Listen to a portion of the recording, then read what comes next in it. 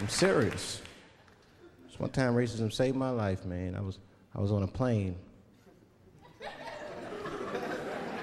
I was coming from overseas, and I don't know how this guy got a machine gun on the plane, but he stood up, man. He said, "Everybody, get on the fucking ground.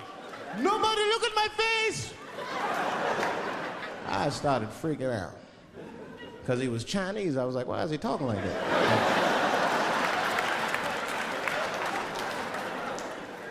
He was screaming and crying. I was the only brother on the plane. Well, I thought I was the only brother. I looked over, there was one other black dude. He was from Nigeria.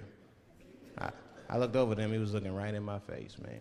He didn't say two words to me, he just looked at me, he was like...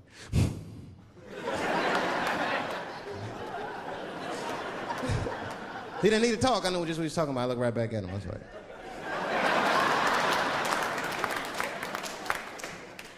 Some white dudes on the front of the plane seen us, they were like, "Oh my God. I think those black guys are gonna try to save us."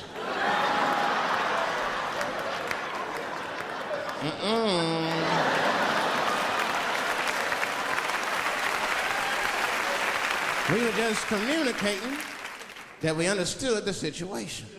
We were both seeing the same thing. What we understood was simple. Terrorists don't take black hostages. That's the truth.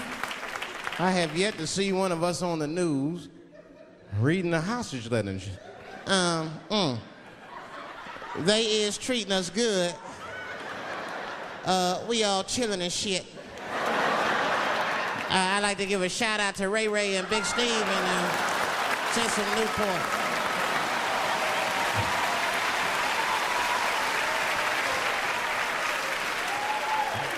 You're not gonna see it. Terrorists are smart. They know what they're doing there, you know. They terrorists. They know black people's bad bargaining chips.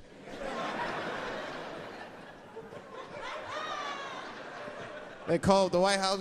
"Hello? We have got 5 black... Hello?"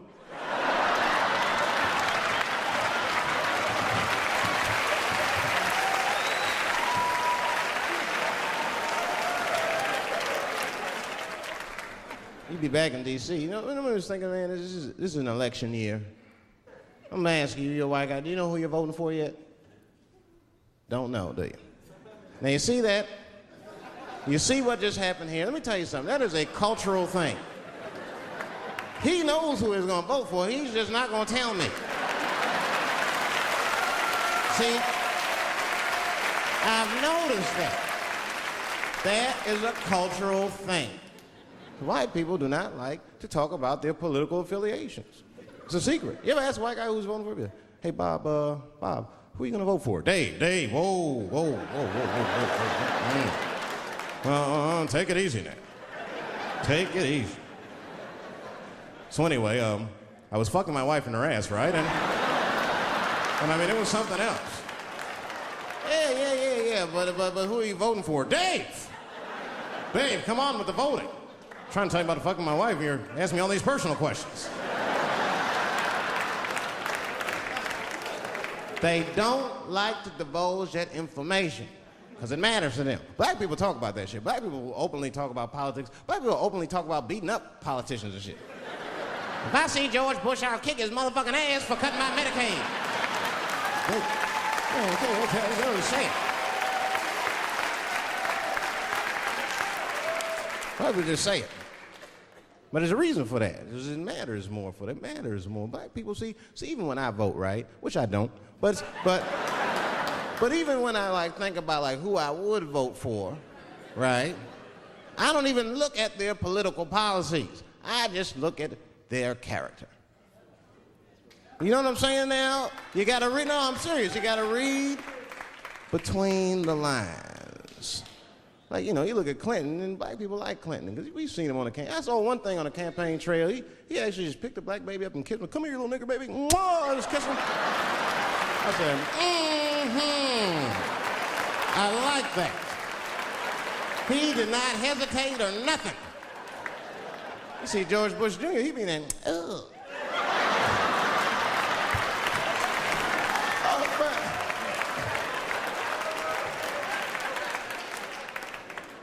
Like, say, I'd never vote for George Bush Jr., but I don't know George Bush Jr.'s politics. The only thing I know about George Bush Jr. is that guy sniffed cocaine. That's right. Now, listen, we cannot have that shit in the White House. That might be fine for a mayor, but goddamn it, not in the White House. Not in the White House. You know what I'm saying? The stakes are too high in the White House. Can't have no cokehead president. He be selling nuclear secrets for $20, $30 and shit. He'll be in meetings embarrassing America. Come on, sign the treaty, baby. I suck your dick. Like, what the? Mr. President. Like, Mr. President, that is not how we do business here, sir. Stop sucking the ambassador's dick. No, let him finish.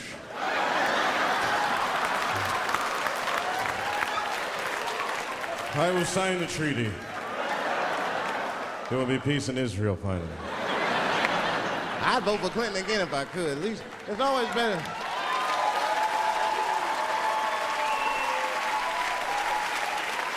Now again, I'm not looking at his politics. Don't know what his politics are. I'm just looking at his behavior. I understand that kind of behavior. I know a lot of dudes with them shortcomings. Weed-smoking fornicators, there's a lot of them. I mean, come on now, let's be honest. Let's be honest. Bill Clinton was not the first president to do what he did. Now, let's think back for a minute. Remember a guy named Kennedy, John F. Kennedy? Remember him? He fucked Marilyn Monroe. Matter of fact, him and his brother Bobby fucked Marilyn Monroe. And history doesn't talk about that much. You know why history doesn't talk about that much? Because those two pages in history are stuck together. They was getting it on. They were getting it on. I seen the tapes. Remember the tapes? She'd be singing on there. See this party, stressing them out. Happy birthday, Mr. President. Bitch, my family's here.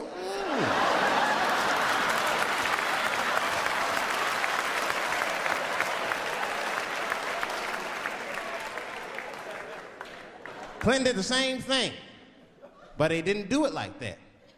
Because it's the year 2000, he's busier than Kennedy was. He was a busy man. Clinton did that kind of thing the way busy men do it. You know what busy men do? They fuck who's close to them. I can tell that's what Clinton was up to. Look like he just stuck his head out the office door and shit. Oh, boy. You, come here. I made my penis suck for my 3:30, come on. Oh, boy. He's probably looking at Kennedy's picture and shit. Oh.